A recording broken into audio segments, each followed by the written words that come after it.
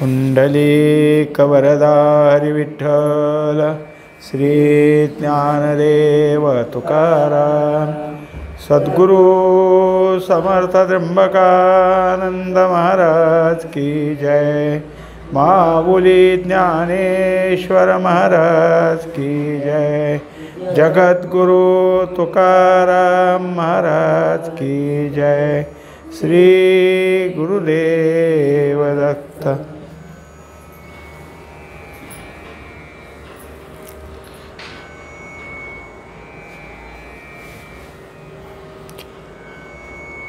कृपणो चित्ती ठेवा आपुला तैसा दक्षु परावया माला। बकू जैसा खुतला मासे आसी आणि गोवी गेली या जवळी।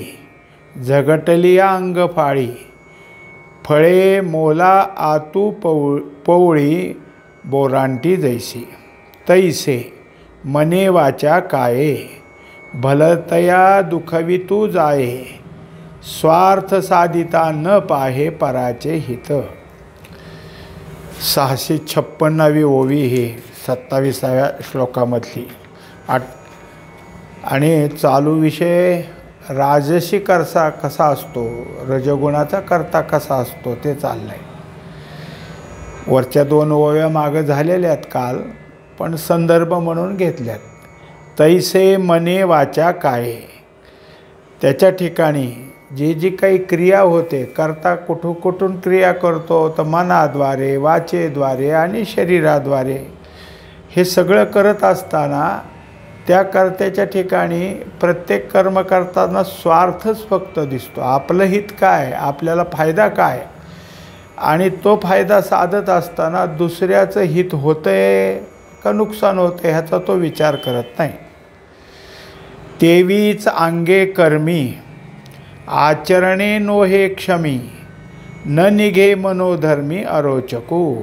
आता त्याच्या ठिकाणी हे कर्म करत असताना कोणत्या प्रकारचे काय आहे की एखादं कर्म करताना काही झालं तर मनुष्य काय करतो, सहनशीलतेने चालवतो। तसली क्षमा त्याच्या ठिकाणी नाही।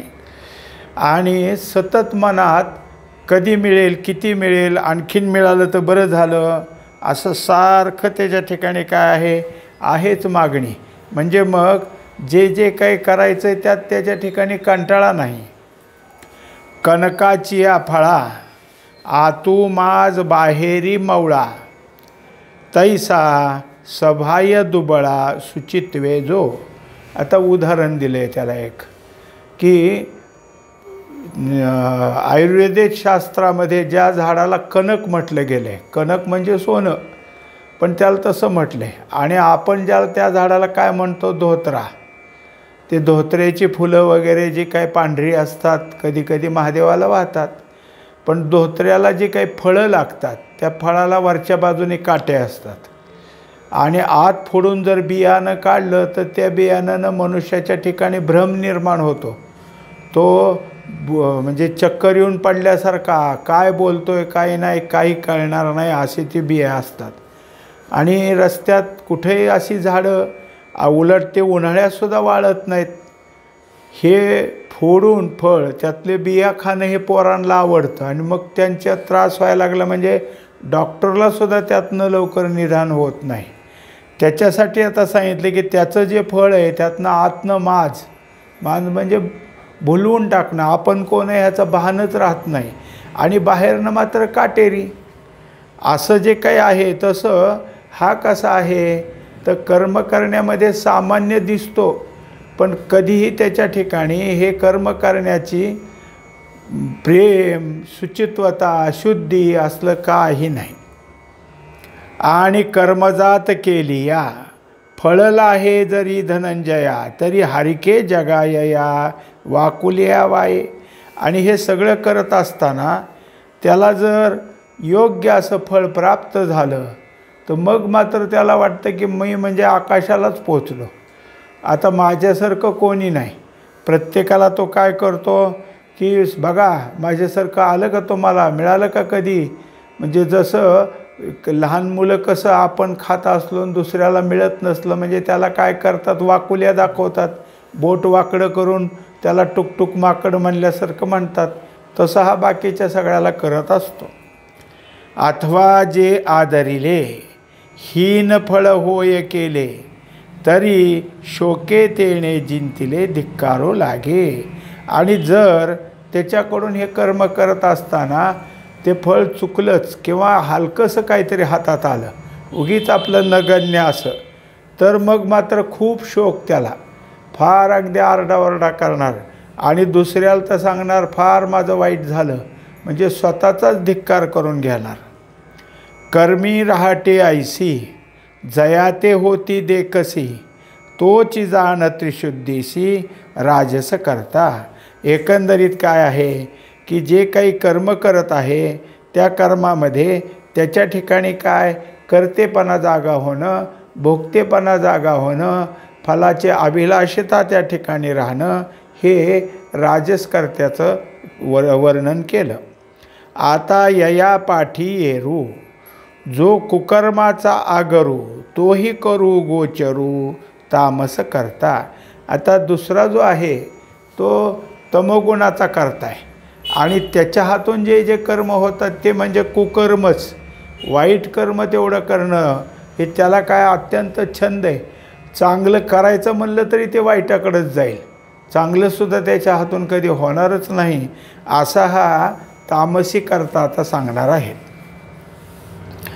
अयुक्त प्राकृतस्तब्ध षटो नैष्कृतिको लसः विषादी दीर्घसूत्री च करता तामस उच्यते. आता हा 28वा श्लोक आहे. याच्यात ते सांगतात की कसलाही शास्त्राचा संबंध नाही, शास्त्र संस्कार अजिबात त्याच्याकडं नाही, तो संस्काररहित आणि कोणत्या प्रकारची शुद्ध बुद्धी विचारी बुद्धी तर तिथं नाहीच नाही. एवढंच काय की इतका ताठा त्याच्याजवळ की कोणापुढं वाकायचं नाही. कोणालाही अगदी देव असो संत असो नाहीतर अजून कोणी मोठा वडीलधारी असो कोणालाही नमस्कार नाही, वाकणं नाही आणि दुसऱ्याचं चांगलं पाहवत नाही. जरासं काहीतरी झालं की त्याच्यावर काहीतरी निंदा दुसरे शब्द बोलणार, काय झालं त्यांना काय न करायला झालं असं काही म्हणत राहणार. एकंदरीत एखादं कर्म करायचं झालं तर लगे नाही, आळशी. दुसरी गोष्ट कुठली आहे की स्थिरता कधी नाही, अशांत. दुसरं काही करतोय त्यात कुठल्या प्रकारचं काही विचार करून दीर्घसूत्री असं अजिबात नाही. असा ह्या करता म्हणजे तामस करता. तरी मी लागलिया कैसे पुढील जळत असे हे नेडिजे होत असे जियापरी. आता उदाहरण असं दिलं आहे की अग्नी जो आहे हा एकदा पेटला म्हणजे जे काय असेल ते त्याच्या पुढे येईल त्याला तो जाळत राहतो. अग्नीला वाटतं काय मी सगळ्याला जाळायला लागलो आहे, माझ्या पुढं कितीतरी ह्याच्यामध्ये चांगलं जाळायला लागलं आहे, कोणाच्या अहिताचं कोणाच्या अहिताचं, काही माणसं जळते ह्याचं तरी त्याच्या ठिकाणी काय आहे का. तो जसा त्याचा विचार करत नाही, त्याला एकदा जे भक्ष्य मिळेल ते भक्ष्य तो खातच जातो, असा तो अग्नी असतो. पै शस्त्रे मिया तिखटे नेणिजे कैसे निवटे का नेणिजे काळकोटे आपुले केले. झालं जे हत्यार आहे त्याला अशी धार असते, हत्याराची धार म्हणजे कशी ओळखायची तर माशी जर येऊन बसली त्या धारावर तर माशी तुटते, म्हणजे तिच्या ठिकाणी एवढी धाराची इतकं आहे की माशी बसूस तर तिचे तुकडे होतील, अशी धार. आता हे जर युद्धातली तलवार असेल खड्ग असेल तर किती जणांच्या खांडोळ्या झाल्या, कोणाचं कमुंडकी छाटली गेली, कोणाचे हात कोणाचे पाय. त्या हत्याराला वाटलं काय मी एवढं केलं आहे, माझ्याकडून इतकं काही होतं आहे, काही नाही त्याच्याकडं. आणि अत्यंत विषारी जे विष असतं काळकोट नावाचं, त्याला तरी माहिती आहे का की मी ज्याच्या पोटात जाईन त्याला मी जिवे मारीन, हे सुद्धा त्याच्या ठिकाणी नाही. तैसा पुढलिया आपुलया घातू करीत धनंजया आदरी ओखटिया क्रिया जो का. त्याप्रमाणे पुढच्याचा घात करणं किंवा त्याबरोबर आपलाही थोडाफार घात झाला, काही चुकलं त्याच्यात त्याच्याही ठिकाणी जर त्याचं काय शस्त्र लागलं गेलं त्याचंही त्याला काही नाही. आणि जे जे काही असेल ते कसंही असो, म्हणजे त्याचाच एखादा जो कोणी असतो तो रागाच्या भरात एखाद्या दुसऱ्या मनुष्याचा वध करतो. पण हे स्पष्ट झालं, आपल्याला पकडलं तर आपलं काय होईल? आपण कुठं गुंतलो तर आपल्या घराचं काही विचार नाही, काय होईल ते होईल म्हणणार आणि ते कर्म तो करत राहणार. तिया करिताही वेळी काय झाले हे न सांभाळी, चळला वायू वाहुटुळी चेष्टे जैसा. तेव्हा जे जे काही त्याच्या ठिकाणी क्रोधाला आले त्या क्रोधाच्यामुळे परिणाम काय होईल ह्याचा त्याचा विचार नाही. ह्यातनं आपण सावरून घ्यावं, थोडा क्रोध आवरावा, म्हणजे स्वतःला सांभाळणं हे तर त्याच्या ठिकाणी नाहीच. मग त्याला त्याने उदाहरण दिले की एकदा मोठी वावटळ उठली म्हणजे काय त्याच्यामध्ये उडून जाते. आणि जर काही महत्त्वाच्या गोष्टी कपडे अमुक तमुक जात असले तर वारा म्हणतो काय थांब थांब तू खाली बस, बाकीच्याला नेतो. वाऱ्याजवळ काही नाही, काय त्याच्या चक्रवातात सापडल ते उचलून नेतो. पै करणया आणि जया मिळू नाही धनंजया, तो पाहून पिसेया कैची त्राय. आता जे जे काही तो करतो म्हणजे करणया आणि जया, काही करत असेल त्यात आपल्याला जय मिळेल, ते काम सफलतेला जाईल असा कधीच त्याच्या ठिकाणी मिळ नसतो. मग त्याच्या ठिकाणी एक असं दिले की जसं वेडा मनुष्य काय करतो काय नाही आहे का त्याचं काही. कोणाला थोड्या वेळात काय करेल की काहीतरी गोड बोलेल, तर थोड्या वेळात कोणाला तरी काय शिव्यागाळीच देत बसेल. एखादी वस्तू अंगात कोणी समजा त्याला घातला अंगात सदरा, अरे तू उघडाच हिंड नको घाल, घातलं थोड्या वेळ इकडे करेल फाडून टाकेल. म्हणजे तो काय करतोय त्याची त्यालाच नसतं. आणि इंद्रियाचे ओएरिले चरोनी राखे जो जी आले, बैला तळी लागले गोचीड जैसे. तेव्हा आता जो जो काही आहे तो काय आहे इंद्रियाच्या ताब्यात गेलेला आहे. त्यामुळं कुठलीही गोष्ट त्याच्या ठिकाणी असली तरी इंद्रियाचं आणि विषयाचं सेवन करणं, इंद्रियाला विषय मिळालेच पाहिजेत हेच त्याच्या ठिकाणी सतत असल्यामुळं काही नाही. आता तसंच बैल असतात किंवा गाय असती, अशा ठिकाणी गोचीड लागलेले असतात की किती चाटलं जिभेनी तर ते तिथनं निघतच नाहीत आणि मग गप्प बसतात, काय त्याचं सगळं रक्त शोषून घेतात. तसं ह्याचं जे काही विषयाला उपभोगायला लागला म्हणजे अगदी रक्त त्यातनं निघेपर्यंत इंद्रिय भोग आहेच. हासया रुदना वेळू नेणता दरी बाळू, रहाटे उश्रंकळू तया परी. आता दुसरं असं आहे की काही आहे, एखादं काय आहे लहान बाळ आहे आणि ते थोड्या वेळात हसतं की थोड्या वेळात रडतं, म्हणजे त्याला काही त्याचं वेळ ठरलेलं नाही की हसलं असं काही नाही. एखादा माणूस काय करतो त्याला खेळवायला जातो, मग खेळता खेळता त्याच्याकडं बघून ते हसतं आणि थोड्या वेळानं रडायला लागतं. पुन्हा त्याला समजवण्यासाठी हा जवळ गेला तर जास्तच रडतं. म्हणजे हसलं का रडलं का या बाळाला त्याचं काही नाही. तसं हा इतका उश्रंखळ आहे, इतका उतावीळ आहे की एखादी गोष्ट करताना ती नीट झाली का नाही, त्याचं व्यवस्थापन चांगलं झालं का नाही, कशाचं काही नाही, उतावळेपणानं करतच राहायचं. जो प्रकृती आतलेपणे कृत्याकृत्य स्वादू नेणे, फुगे केरे धालेपणे उकिरडा जैसा. आता त्याची जी काही प्रकृती ती तामसी प्रकृती ना, मग कृत्य काय अकृत्य काय ह्याचं त्याच्या ठिकाणी विवेकच नाही. मग त्यामुळं त्याच्या ठिकाणी जर काही असेल तर जे जे काही कर्म केलं जातं ते करताना योग्य असो ना तर अयोग्य असो, तिथं बुद्धीच लावली नाही, भानच त्या ठिकाणी नाही, तर मग ते कर्म तरी नीट कसं व्हायचं. आणि असलं काहीतरी करून पुन्हा मी केलं म्हणून फुगवाटा धरायचा, म्हणजे मी केलं म्हणजे लोकांनी वाहवा केली पाहिजे त्याचं कर्म, ते तर नीट झालं नाहीच. पण याच्या ठिकाणी तेच मग आता हा जो काही आहे त्यांनी हे सगळं केलं, पुन्हा फुशारक्या मारतो. मग कसा, तर जसं किती केर टाकत गेला की उकिरडा फुगतच जातो, तसा हा फुगलेला आहे. म्हणून मान्याचे नावे ईश्वराही परी न खालवे, स्तब्धपणे न मनवे डोंगरासी. अशा तऱ्हेनं त्याच्या ठिकाणी इतका गर्व, ताठा, दर्प, अनेक प्रकार सगळे तिथंच. त्यामुळं त्याला कुणी मान्यता देणारा एखादा व्यक्ती असेल, त्याच्या ठिकाणी आदरणीयता असेल, काही नाही. अहो देवाला नाही मान हलवायचा, कधी देवापुढं नाही मान वाकवायचं, तर सामान्याला काय करायचं आहे असाच तो.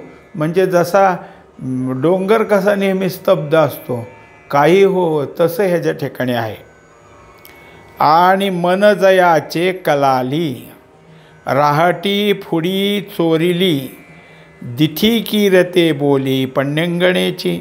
एकंदरीत याच्या ठिकाणी काय आहे की जे काही असेल ते दुष्ट, कपट झालं. अजून काय आहे की संशयी वृत्ती, चोरटी वृत्ती, हे सतत ह्याच्या कर्मामध्ये. याला सगळं सरळ कधी दिसतच नाही, दुष्टपणानं, कपटीपणानं चालतो. मग आपलं काय, म्हणजे आपण आता हे जे काम करतो ह्याच्यात आपल्याला मनामध्ये दुष्टपणा आहे का कपट भावनेने करतो हे उघडं होऊ देत नाही. करायचं असतं त्याला ते दुष्टतेने तरी, नाही तर कपटाने तरी, अथवा जे काय होतं आहे त्यात त्याच्या ठिकाणी संशयच असतो, पण वरून दाखवत नाही. मग त्याला उदाहरण दिलं की वेश्या कशी आपलं वय किती झालं हे दाखवत नाही, नटून बिटून राहते आणि वरून कितीतरी प्रेम आहे असं दाखवते. वास्तविक तिला त्याचं काहीच नाही, ते दिखाऊपणाच तिच्याजवळ असतो. किंबहुना कपटाचे देहचे वळिले तयाचे, ते जिणे जी जुवाराचे तिथे घर. आता त्याच्या ठिकाणी काय आहे की सतत कपटच आहे, कपटाशिवाय त्याच्या ठिकाणी दुसरं काही नाही.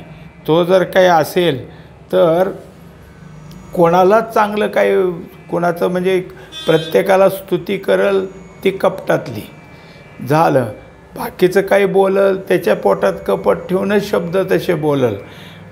याच्यासाठी सांगितलं की जसं एखादा काय आहे जुगार खेळणारा असतो, आणि त्या जुगार खेळणाऱ्याला काय असतं की आपल्याला डाव आला पाहिजे.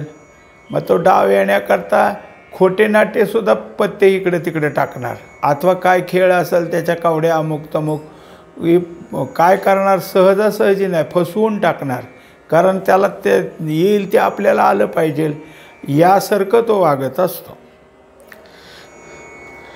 नोहे तयाचा प्रादुर्भावो, तो अभिलाष भिल्लांचा गावो, म्हणून नये एवो जावो तया वाटा.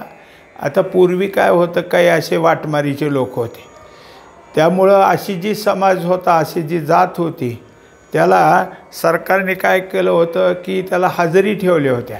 गोंड लोक, भिल्ल लोक यांना काय करायचं की पोलीस चौकी लावून त्याने हजेरी द्यायची, कारण ही नेहमी चोऱ्याच करायची. आता असं जे काही आहे ते एक दोन भिल्ल नाही, भिल्लाचा गावच. मग आता तिथं दुसरे कोणी नाही, तिथं जर जे काय असतील ते यांचा हाच उद्योग. त्यामुळं असं सांगतात की त्या वाटेला सुद्धा जाऊ नका.